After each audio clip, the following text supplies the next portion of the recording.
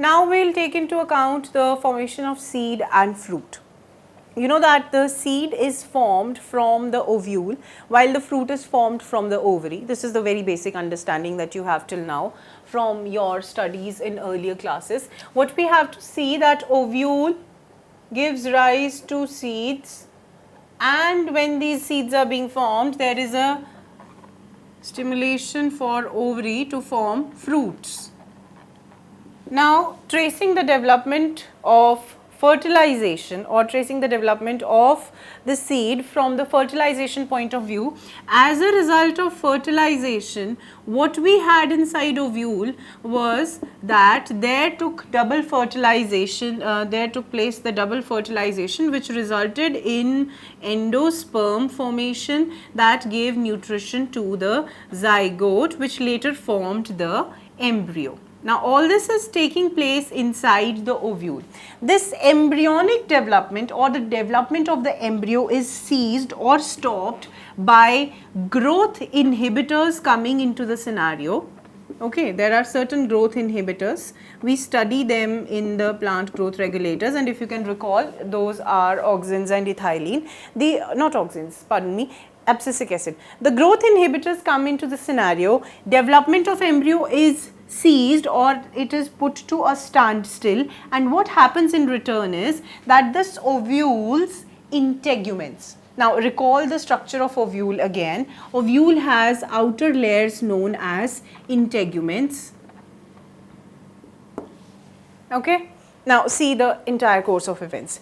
When the embryo has developed to a certain stage, after consuming this endosperm, the growth inhibitors come and stop the growth of embryo. When this growth stops, the integuments of the ovule, they get dehydrated. How? The cells of the integument, they lose water and they become tough seed coat that surrounds the embryo, which has now become a seed.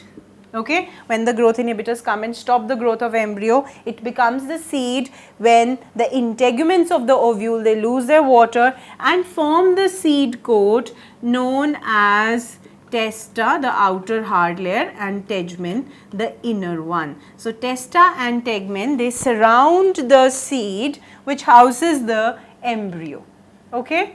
The seed could have cotyledons, again for the storage of food for the developing embryo. As soon as these growth inhibitors would be gone, the seed would leave its stage of dormancy and begin the growth again. This is a process that we study in other topics, under other topics, but for now you have to see that how fertilization, the changes after fertilization are responsible for the formation of seed coat. Now this seed coat, of course, is present on the seed. So we have covered how a seed is being formed from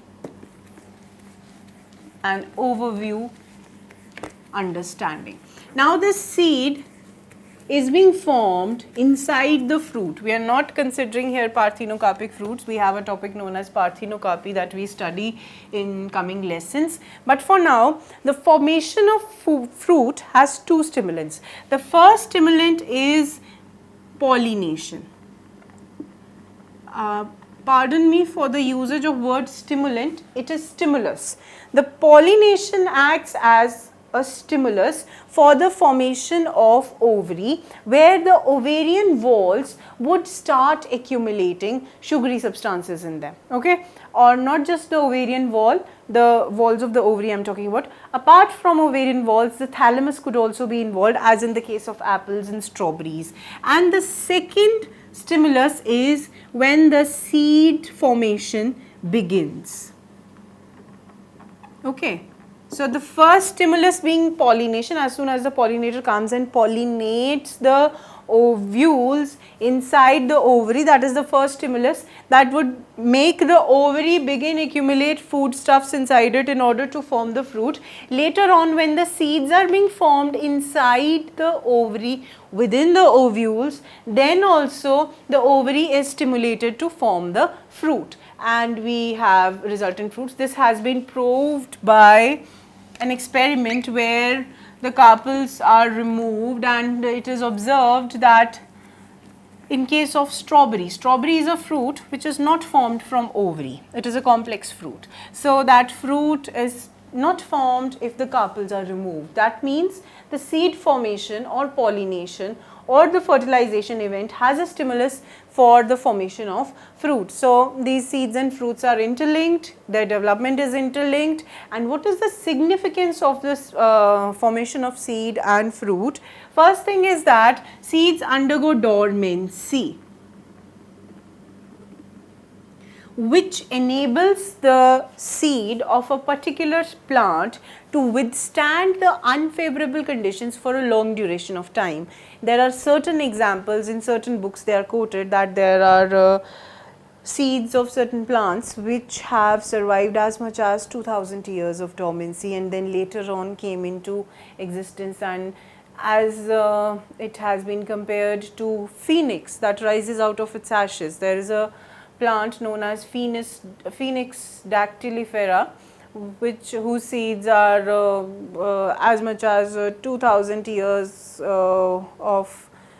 whose seeds have as much as 2000 years of dormancy period, and they can again give rise to a new plant. So you see, by becoming dormant, okay, by ceasing their developmental activities under the influence of some growth inhibitor, the seed becomes dormant, and by becoming dormant it can withstand a long duration of unfavorable periods, okay, not just long duration, it can withstand very saline conditions, it can withstand very cold temperature conditions, and then whenever the conditions would go favorable, a new plant can come forward. So you see that this seed has a great role to play in adaptability of a plant, in its survival quotient in the nature. So that is one thing. And the fruits, they are very important for dispersal of seeds from one place to another. So these are the two significance that each one holds, that seeds undergo dormancy and withstand unfavorable conditions. Fruits help in dispersal. You know, fruit is an edible item.